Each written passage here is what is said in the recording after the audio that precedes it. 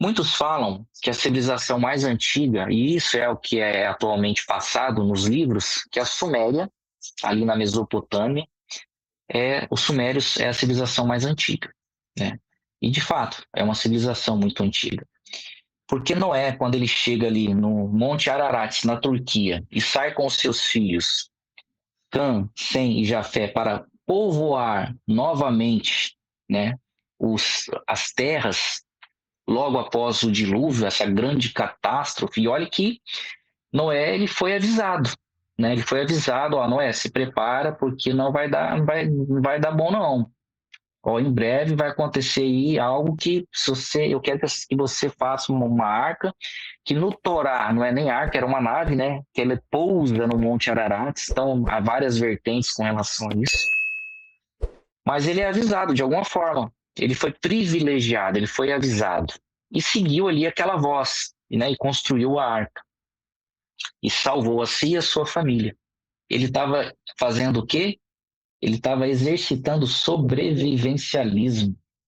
Ele estava se preparando. Se ia ou não acontecer, ele estava se preparando, ele estava se antecipando.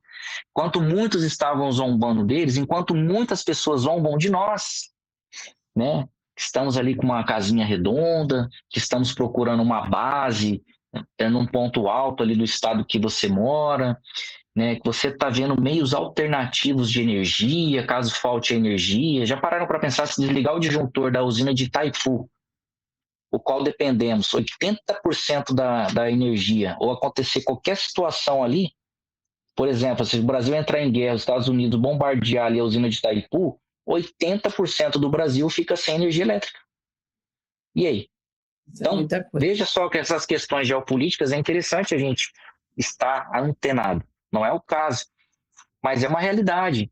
Então, ou seja, ele ouviu aquela voz, se preparou, salvou a si e a sua família, né? Ou seja, ele estava exercitando sobrevivencialismo. E quando Noé e seus filhos saem do Monte Ararat e saem para repovoar novamente o sistema, que realmente tudo se foi, eles encontram dois rios, né? Ali na Mesopotâmia. E eles rebatizam esses rios, porque, vejam bem, antes de acontecer o dilúvio, eles tinham em sua mente o local que eles viviam. Todo o relevo geográfico, e isso é comprovado cientificamente por conta dos vários sedimentos, né, ao longo das eras, foi todo modificado. Então, quando eles encontram dois rios, eles rebatizam esses rios de Rio Tigre e Rio Eufrates. E aí a comunidade científica fica naquele frisson.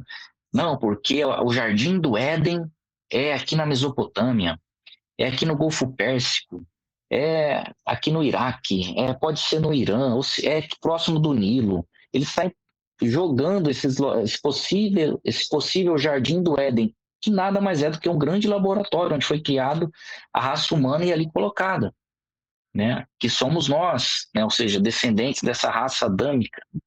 E assim, o Jardim do Éden, no Gênesis, fala o quê? Né? E Deus pôs, né, no Éden um jardim. E naquela época era era normal você falar de uma região, você utilizar o nome de uma região para algo que acontecia. Por exemplo, Cristo, Jesus, né, Yeshua, operou milagres no mar da Galileia. Mas a região da Galileia fica lá na península do Sinai, ou no Monte Sinai.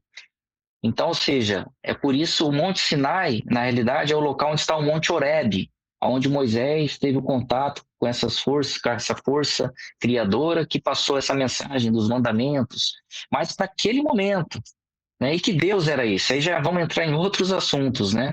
Então, ou seja, veja, né? vai longe. Então, veja que interessante os desdobramentos. Mas o que eu quero trazer para vocês é a questão da origem deste jardim que realmente existiu.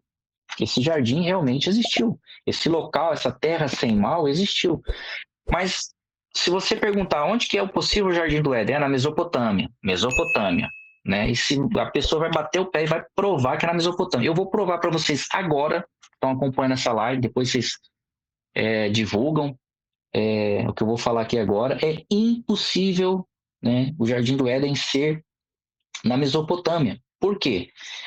Deus, conforme a Bíblia diz em Gênesis, né, nos seus 10 primeiros capítulos, diz que Deus pôs um jardim no Éden. Mas o Éden era uma região. E esse jardim era banhado por um rio que se dividia em 4. Rio Pison, Gihon, Tigre e Eufrates. Então esse local ele existe fisicamente. Muitos falam que existe espiritualmente, só foi um local que veio e depois, né? Ou seja, não, mas ele existiu fisicamente.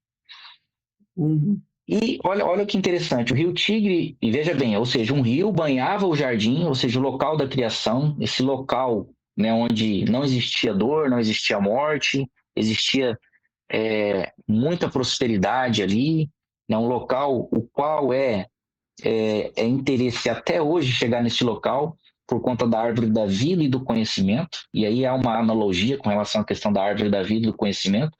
Conhecimento porque existem ali nesse local registros de toda a história da humanidade e além da humanidade.